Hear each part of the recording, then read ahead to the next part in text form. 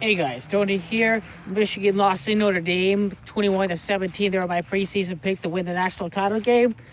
We had a really nice performance. I really like Michigan a lot. I think the kid's going to come along. Shea Patterson, get used to the offense and whatnot. Playing on the road at South Bend is always difficult. If this game were at Ann Arbor, then Michigan would have been screwed, since the argument here for the committee for Michigan here, by winning the Big-10, they played Notre Dame on the road. Let's see how they do at a neutral site. And I'm really glad we won. I mean, it was a great performance. I grew up watching Notre Dame and all. Brian Kelly, I'm not really a fan of him as a person.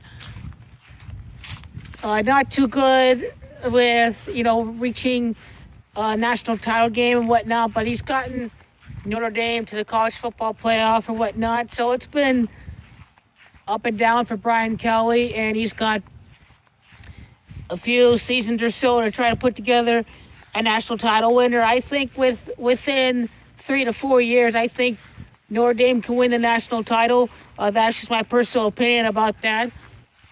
And Notre Dame has an NFL caliber schedule too, so that makes it even difficult. USC, Stanford, more teams in the ACC like Miami, whatnot, and Virginia Tech for some years. So it's always going to be a really difficult run to try to end the year undefeated or whatnot. It certainly helps Michigan's cause if Notre Dame does have a good year. But then again, if Notre Dame finishes with 9 wins, then they're out of the college football playoff. So if Notre Dame goes down, it may help Michigan. If they play Notre Dame when they're doing well at the start of the year, if Notre Dame finds a way to have a down stretch in the later part of the season in November and December. So Michigan, they have to win every game, period. And in order to reach the national title game, whether it be Miami or Clemson, both teams need at least a loss. Michigan needs to win the Big-10. They need to knock off Ohio State. If Ohio State's undefeated and Michigan knocked them off, well, guess what? They're back in the hunt again. By the numbers, I still say it's going to be Michigan-Harbaugh that's going to get the job done. I'm thinking there's a reason for Michigan ending the year 14-1 rather than 15-1, where you go 12-0 in the regular season, you win the Big-10 title game, and then you win the national title game. But it completely makes sense right now. The Big-10 title game is going to be played on the first day of December. That is 12-1. Recall that if Michigan end the year undefeated in the Big-10, they would have an 11-1 record entering the game. They would have a 12-1 record after winning on 12-1. That is numerology for the Big-10 title game. And I would have to go with Wisconsin, I'd say. Now, Wisconsin are traditionally good.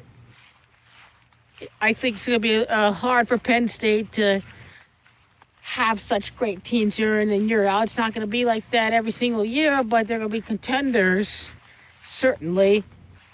Penn State. For Michigan here, obviously, they need to run the football better, and the defense can't give up 21 first-half points. They can't do that. We have to see more of the old defense from Harbaugh's first couple of years.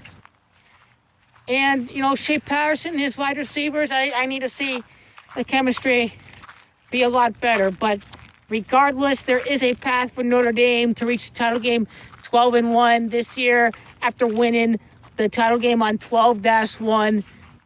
Michigan is certainly not done. Beating an undefeated Ohio State would give them a path right back into the national title game. It helped Michigan a lot, people, when they played on the road.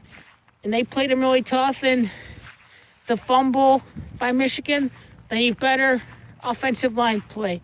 they got to do a better job of protecting the quarterback. And that is something to look out for, is how much more creative does Jim Harbaugh get with the play calls? Does he fix up the offense to fit Patterson versus the whole team of trying to build around all of your playmakers versus the quarterback? So these are answers to look out for. I can't name every college football player. Why not? Because, I've been in college, for the past few seasons, for the past few years. So I haven't been watching the college football every single week. But Notre Dame, I know that they've had injury problems last year, and they may be much better off if they're able to keep everyone on the field. So I know that was a problem for them. If they stay healthy, they should be one of the contenders for this whole stretch of the season. And once again, from Michigan, I think that's still a great team. They didn't get the job done this week. That's going to reinforce the narrative again of, can Jim Harbaugh win the big one? Well, the coming blue wave, when the Democrats take control of the House and the Senate, they impeach Donald Trump, and the blue wave is on. When you think about Michigan and go blue, that's where the blue wave is coming from, and that's why I can't go with these guys just yet. A lot of gematria to look out for. The big games in the coming previews. The final 3 or so videos from Michigan, maybe 4 or 5 if you include the college football playoff or a preview of the Big-10 title game.